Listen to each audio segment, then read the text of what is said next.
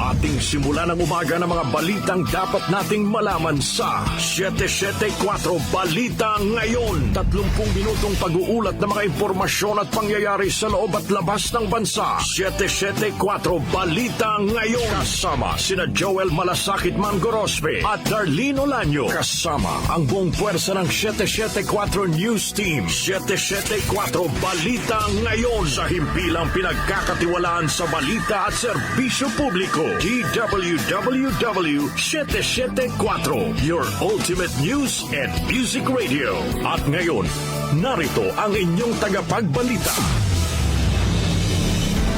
774 Balita Ngayon. Magandang umaga Luzon, magandang umaga Visayas, magandang umaga Mindanao. Araw ho ngayon ng Miyerkules, May 14, 2025. Narito na ang 774 Balita Ngayon. 774 Balita Ngayon. At sa ating headlines, singil sa kuryente ng Meralco, bababa ngayong buwan. Comelec mariing pinabulaanan ang umunoy dagdag bawas sa resulta ng 2025 election. Comelec target makapagpaproklama ng mga mananalong senador at party list sa Sabado o Linggo. Senador Christopher Bongo tiniyak ang tuloy-tuloy na pagtatrabaho at serbisyo makaraang manguna sa senatorial race. At election-related incidents ngayong 2025 elections, 56% na mas mababa kumpara sa naitala ng 2023 barangay election. Pangulong Ferdinand Marcos Jr. umaapila sa mga bagong halal na lider ng bansa na maging bukas sa hinaing ng publiko. At sa Metro News naman, mahigit 6 na toneladang basura na hakot ng MMDA sa Metro Manila sa nakalipas na eleksyon. Sa Technology News, Lunar Navigation System inilunsad ng isang Spanish technology company. Lifestyle News tayo, 2025 Cannes Festival. Naghigpit sa dress code ng mga dumalo sa pagtitipon. Sa atin namang music trivia, ngayong petsa pumanaw ang American singer, actor, and producer na nagpasikat ng mga kantang My Way at Fly Me to the Moon. Sino siya? Alamin. At sa ating balitang kakaiba, isang car dealership sa Malaysia gumagamit ng humanoid robot bilang staff. Alas 6:34 po ng umaga, kami ho yung mga tagapagbalita. Ako po ang inyong Joel Malasakit Mangorospe. At ako naman po si Darlene Olanyo. At sa detalye ng mga naglalagab live, ang totoong mga balita. 774 Balita Ngayon. Magpapatupad ang bawas sigil sa kuryente ang Meralco ngayong buwan. Sa abiso ng Meralco, nakasaad na matatapyasan ng 75 centavos kada kilowatt hour ang singil sa kuryente ngayong Mayo. Katumbas ito ng 150 pesos na bawas sigil para sa mga kumukonsumo ng 200 kilowatt per hour kada buwan at 375 pesos naman sa mga kumukonsumo ng 500 kilowatt per hour kada buwan. Paliwanag po ng Meralco, ang bawas singil sa kuryente ay bunsod ng mababang transmission at generation charge. 774 Balita Ngayon.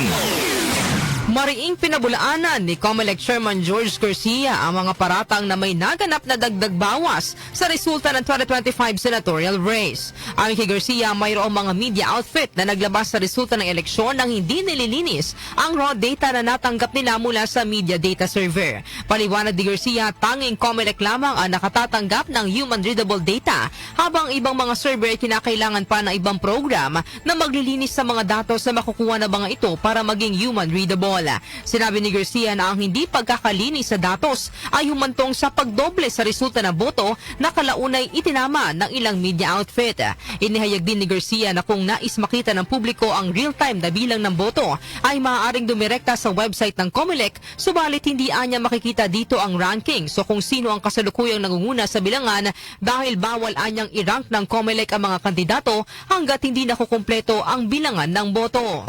Sa media, kinakailangan yung mga nakadepende sa media server na kumukuha, kinakailangan naglilinis sila para accurate at tumutugma sa tinatanggap ng Comelec. Kung ang tinanggap na namin as of kagabi, sabihin na po natin na 80,000 na presinto, sana dapat ang lahat na natatanggap din ng media coming from their servers ay 80,000 din. Hindi tayo dapat nagkakalayo. Kaya lang sumobra, sabi 5 milyon, sapagkat ito ang dahilan, sapagkat hindi nagkaroon ng sinasabing program para lang malilinis yung nadodoble as a result of processing. So yun po yung aking gustong ipaliwanag, na wala pong dagdag bawas na nangyayari. Ang pagbabasihan nyo lagi, yung mga kandidato, yung mga political parties, isave nyo yung COMELEC website na nilalabas namin. Kasi yung COMELEC website, walang interruption yun, tuloy-tuloy po yun na nangyayari. Yan po ang pahayag ni COMELEC Chairman George Garcia. 774 Balita Ngayon. Early proclamations ng mga nanalong senador hiniling ni Sagip Party List Representative Rodante Marcoleta. Ang detalye naman natin ni Grace Mariano. Grace? Hiniling ni Sagip Party List Representative Rodante Marcoleta na maagang iproklama ang mga kandidato sa pagkasenador kasama siya na nangunguna sa bilangan ng boto kaugnay sa katatapos na midterm elections. Nakasaad ito sa manifestation and urgent omnibus motion na inihain ni Marcoleta at ng Sagip Party List sa COMELEC na siyang umaakto bilang National Board of Canvassers. Sa nagpapatuloy na bilangan ay pang-anim si Marcoleta sa mga kandidato na may pinakamataas na nakuhang boto. Nakasaad sa manifestation ni Marcoleta na umaabot na sa mahigit 97.23% ng mga election returns ang naitransmit kaya malabo nang maapektuhan pa ang standing ng 6 na senatorial candidates na angat sa bilangan. Nakapaloob din sa manifestation ang kahilingan na ipaliwanag ng COMELEC o ng National Board of Canvassers kung bakit may mga discrepancies at duplication ng partial and official votes. Ito si Grace Mariano para sa DWWW 774, your ultimate music radio. Maraming salamat sa iyo, Grace Mariano. Samantala, kaugnay ng balitang yan, target po ng COMELEC na makapagproklama ng mga nanalong senador at party list group sa 2025 elections sa Sabado o sa Linggo. Ayon kay COMELEC Chairman George Garcia, bagaman kakaunti na lang ang natitirang boto at wala rin itong magiging epekto sa resulta, kailangan pa rin 100% ang canvass ng COMELEC bago sila makapagproklama. Kahapon ay nasa 98.99% na ang transmitted election returns at inaasahang matatapos na ang bilangan sa provincial level. Sinabi ni Garcia na nasa ganitong tinatagbo ng bilangan ay hindi malabong makapagproklama na sila sa araw ng Sabado o sa Linggo. 774 Balita Ngayon. Tiniyak ni Senator Christopher Bongo na tuloy lamang siya sa kanyang pagtatrabaho at pagbibigay serbisyo sa mga Pilipino habang nasa Senado. Inihag ito ni Go makaraang manguna senatorial race na nakalipas sa 2025 midterm elections. Sa tingin ni Go, mas gusto ng mga tao na trabaho lang ang kanyang ginagawa, dahilan kaya nag-number 1 siya sa mga senatorial balls. Maaari anyang mensahe na rin ito sa iba pang politiko na unahin ang pagtatrabaho at isantabi na ang mga gulo. Inihiyag pa ni Go na hindi siya mangangako bilang politiko, subalit gagawin niya ng mabuti ang kanyang trabaho para sa kapakanan ng mga Pilipino. Samantala, mataas na boto ni Senador Bato de la Rosa, epekto ng pag-aresto kay dating Pangulong Rodrigo Duterte. Conde Batak sa report. Naniniwala si Senator Ronald Bato de la Rosa na may epekto sa pagtaas ng kanyang boto sa katatapos na 2025 midterm elections ang nangyaring pag-aresto kay dating Pangulong Rodrigo Duterte. Sa pinakahuling bilangan sa pagkasenador ay nananatili sa ikatlong pwesto si De La Rosa. Ayon kay De La Rosa, ang pag-angat niya sa resulta ng halalan ay may mabigat na kapalit at ito ay ang kalayaan ni Duterte. Anya ang mataas na botong natanggap niya ay boto ng pagprotesta o pagkilos mula sa mga kabayang naagrabyado sa kinahinatnan ng dating Pangulo. Nagpasalamat din si De La Rosa sa mga sumuporta sa kanya ngayong halalan dahil nagbunga rin ang guerrilla style na kanyang pangangampanya sa kabila ng hirap makakuha ng suporta at makasabay sa pangangampanya. Ito si Conde Batak para sa DWWW 774, your ultimate music radio. Maraming salamat, Conde Batak. 774 Balita Ngayon. Alas 6:40 na ho, tamang oras sa buong kapuluan. Si iba pa naglalagab live na balita. Bumaba ng 56% ang naitalang election-related incidents ngayong taon kumpara sa naitala noong 2023 barangay elections. Gayunman, sinabi ni PNP Chief Information Officer Colonel Randolph Tuanyo, bagaman mas mababa ang 46 na validated election-related incidents ngayong eleksyon kumpara sa naitalang 105 ng barangay elections, mas mataas naman ito kumpara sa naitalang 27 na kaso noong 2022 national and local elections. Ayon po kay Tuanyo, magsasagawa sila ng assessment at analysis sa sitwasyon ng seguridad sa bansa at sa pagresponde ng mga pulis sa eleksyon ngayong taon. Ito po ay upang matukoy anya kung aling mga hakbang ang dapat maipagpatuloy at kung ano ang mga dapat baguhin. Samantala, sinabi naman po ni PNP Chief General Romel Francisco Marbil na mananatiling nasa highest security alert ang PNP hanggat hindi po opisyal na natatapos ang bilangan. 774 Balita Ngayon. Nagpaabot naman ng pasasalamat si Pangulong Ferdinand Marcos Jr. sa lahat ng mga Pilipino na nagtiyagang pumila sa mga presinto noong Lunes para lang makaboto. Ayon sa Pangulo, patunay lamang ito na umiiral ang demokrasya sa bansa dahil sa mapayapa, maayos at may dignidad na eleksyon. Ipinaabot rin ng Pangulo ang kanyang pagbati sa mga bagong halal na lider ng bansa saan mang partido sila nabibilang. Inihayag ng Pangulo na tanggap niya ang naging resulta ng halalan. Ayon sa Pangulo, nakapili na ang taong bayan ng mga lider na makikinig at tutugon sa mga problema ng bansa tulad ng inflation, problema sa trabaho at korupsyon. Umaasa naman ang Pangulo na makikinig sa mga hinaing ng taong bayan ang mga bagong halal na opisyal, anuman ang kanilang partido, para sa mas maayos at maunlad na Pilipinas. 774 Balita Ngayon.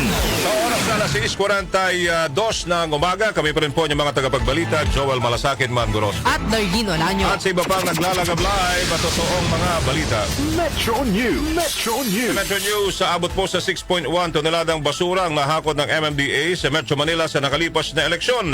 Ayon sa MMDA, nakatumbas ito ng 288 na sako ng basura na nakolekta sa iba't ibang bahagi ng Metro Manila. Karamihan sa mga basura ay mula sa Malabon, Maynila, Quezon City at Parañaque. Sinabi ng MMDA na hindi pa kasama dito ang mga tarpaulin at iba pang election materials. Foreign exchange rates. Foreign exchange rates. Darito na po ang update sa ating foreign exchange rates. Ang palitan ng piso kontra dolyar ay nasa 55 pesos and 63 centavos, 61 pesos and 70 centavos naman ang palitan ng piso kontra euro, habang ang British pound ay nasa 73 pesos and 28 centavos. Ang palitan naman ng piso kontra Saudi Riyal ay nasa 14 pesos and 83 centavos, habang ang Japanese yen ay nasa 38 centavos. Lotto results. Lotto results. May nanalo kaya kahapon kagabi sa Lotto. Narito po ang updated o update sa resulta ng Lotto, hatid ni Jonah Bakiran. Jonah. Narito na mga lumabas na winning combination sa Ultra Lotto 658 na binola kagabi May 13, 9, 7, 51, 14, 41 at 46, kung saan walang nakapag-uwi ng 55 milyon, 230,643 pesos and 40 centavos na premyo. Ang bola naman sa Super Lotto 649 ay ang 16, 41, 29, 4, 43 at 19, kung saan wala namang nanalo ng 17 milyon, 504,028 pesos and 80 centavos na jackpot prize. Habang ang mga numero namang lumabas sa Lotto 642 ay ang 12, 9, 15, 16, 24 at 20, kung saan wala ring nakapag-uwi ng 43 milyon, 9,332 pesos and 60 centavos na premyo. Ako po si Jonah Bakira na nagsasabing wag lang umasa sa bola, tumaya sa buhay para maka-jackpot ka ng tagumpay. Maraming salamat sa iyo, Jonah Bakira. Science and technology. Science and technology. Lunar Navigation System inilunsad ng isang Spanish technology company. Detalye po ay hatid ni Rose May Miranda. Ipinakilala ng Spanish technology firm na GMV ang isang GPS-like na navigation system para sa buwan na layong gawin ng mga lunar mission bilang kasing intuitive o madaling malaman o maunawaan gaya ng pagmamaneo sa mga kalsada gamit ang mga application tulad ng Google Maps o Waze. Ang proyekto na tinawag na Lupin ay bahagi ng isang programa ng European Space Agency upang itest sa mga bagong positioning, navigation at timing techniques sa gitna ng tumataas na interes sa lunar surface exploration para sa layuning scientific research, mga potensyal na oportunidad sa pagmimina o maging sa hinaharap na turismo. Sinabi ni Lupin Project Director Stephen Kay na inilalapit nila ang Europa sa pagtatatag ng presensya ng mga tao sa buwan sa pamagitan ng software na ito at maaari maging isang hakbang patungo sa pag-explore sa Mars o sa human presence sa ika-4 na planeta mula sa araw. Ang bagong teknolohiya ay sinailalim sa test sa Fuerteventura, isa sa Canary Islands ng Spain, kung saan nagsagawa ang GMV ng mga field trial gamit ang prototype sa isang bahagi ng Earth na may ilang pagkakahawig sa surface ng buwan. sa pamamagitan ng paggamit ng mga signal na katulad ng GPS mula sa moon orbiting satellite. Ang lupin ay magbibigay daan sa mga rover at astronaut na matukoy ang kanilang lokasyon sa buwan ng real time. Sa kasalukuyan, mahirap ang pag-navigate sa pinakamalaking natural satellite ng Earth dahil kailangang iasa ng spacecraft na nasa ibabaw nito sa mga komplikadong kalkulasyon at datos na ipinadala mula sa Earth na hindi mabilis o accurate. Ang kakulangan ng real-time update sa mga pagbabago sa terrain ng buwan na dulot ng mga kamakailang epekto o paggalaw ng alikabok sa lunar ay humahadlang din sa mga ground trip sa satellite. Ako si Rosemary Miranda para sa DWWW Shata 4, Ultimate Music Radio. Maraming salamat, Rosemary Miranda. Lifestyle News. Lifestyle News. Ito naman sa Lifestyle News natin, 2025 Cannes Festival. Naghigpit sa dress code ng mga dumalo sa pagtitipon. Bakit kaya naghigpit? Alamin po natin ang detalye mula kay Mika Fajardo. Mika? Inilabas ng prestiyosong Cannes Film Festival ang Festival Goers Charter o Dress Codes para sa mga dadalo sa event ngayong taon, kung saan ipinagbabawal ang nudity sa red carpet at iba pang lugar sa festival. Bukod pa rito, hindi rin pinahihintulutan ng mga mabibigat na damit, partikular na ang mga gown na may malalaking crane na humadang sa pagpasok ng mga bisita at nakakaapekto sa seating sa mga teatro. Ang mga artistic team na dadalo sa mga gala screening sa Grand Auditorium Louis Lumiere ay kinakailangan magsuot ng mga evening wear tulad ng long dress o tuxedo at hindi rin pinapayagan ng mga tote bag, backpack at malaking bag sa loob ng teatro. Maaaring ipagbawal ng mga welcoming team ng festival ang pag-access sa red carpet para sa mga hindi sumunod sa dress code. Kasama sa iba pang mga options na maaaring suotin ng mga attendees ang cocktail dress, little black dress, dark-colored pantsuit, dressy top with black pants, at black o navy blue suit na may bow tie o dark-colored tie. Ako po si Mika Fajardo ng DWWW Shata 4, Ultimate Music Radio. Maraming salamat sa iyo, Mika Fajardo. Music Trivia. Music Trivia. Ngayong petsa, pumanaw po ang American singer, actor, and producer na nagpasikat ng mga kantang My Way at Fly Me to the Moon. Sinusalamin po natin sa Music Trivia ni Kenny Gacosta. Blessed Wednesday morning! Narito na ang hatid ko sa inyong Music Trivia. Ngayong petsa na ito, May 14 taong 1998, pumanaw sa edad na 82 sa Los Angeles, California, ang American singer, actor, and producer na si Frank Sinatra. Isinilang siya sa Hoboken, New Jersey mula sa mga Italian immigrants na mga magulang. Si Sinatra ang nasa likod ng mga awiting Fly Me to the Moon na inilabas noong 1964 at My Way na inilabas naman noong 1969. Nagsimula ang karera niya sa musika noong taong 1935 nang maging bahagi ng bandang Harry James bilang vocalist at hanggang sa taon ng kanyang pagpanaw ay aktibo pa rin siya sa industriya. Ang musika ni Frank Sinatra ay may impluensya ng vocal style ni Bing Crosby. Kilala si Sinatra sa tawag na Chairman of the Board at OI Blue Eyes at itinuturing na isa sa pinakapopular na entertainer ng 20th century at kabilang sa world's best-selling music artist na nakapagbenta ng mahigit 150 million records sa buong mundo. Maliban sa My Way at Fly Me to the Moon, ilan pa sa mga awitin ni Frank Sinatra ay ang The World We Knew Over and Over, Strangers in the Night, New York, New York, The Way You Look Tonight at marami pang iba na inyong madidinig dito sa inyong Ultimate News and Music Radio na DWWW 774. At yan, hatid ko sa inyong Music Trivia. Ako po si Kenny Gacosta. Maraming salamat, Kenny Gacosta. Yeah, now. Nagkamali pa ito. Dito mo. And now. Ganun niya, di ba? Oo. The end is near. And so I face the final curtain. Balitang kakaiba. Balitang kakaiba, isang car dealership sa Malaysia gumagamit ng humanoid robot bilang staff. Wow, talagang ano na tayo. Oo, yung technology na natin. Narito po ang doktor ng bayan, Doc Jaime Galvez. Si Doc Justin po, mga kaibigan. Doc, magandang umaga. Sa Joel at Darlene, magandang umaga na rin ating balitang kakaiba ngayong araw na ito. Pinakilala kamakailan ng Sherry Mobile si Morning ang kanilang humanoid robot na ginagamit sa car dealership. Una itong dinisenyo bilang digital character na layong makakonek sa young generation sa pamamagitan ng metaverse at social media. Pero kalaunan, nag-involve si Mornin bilang isang humanoid robot na kaya nang makipag-interact sa mga tao sa real world.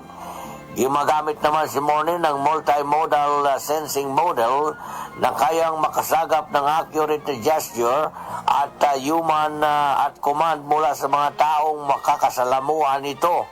Mayroon din itong automotive-grade technology at bionic motion system, kaya nakakakilos at nakakalika ito ng accurate hand gesture.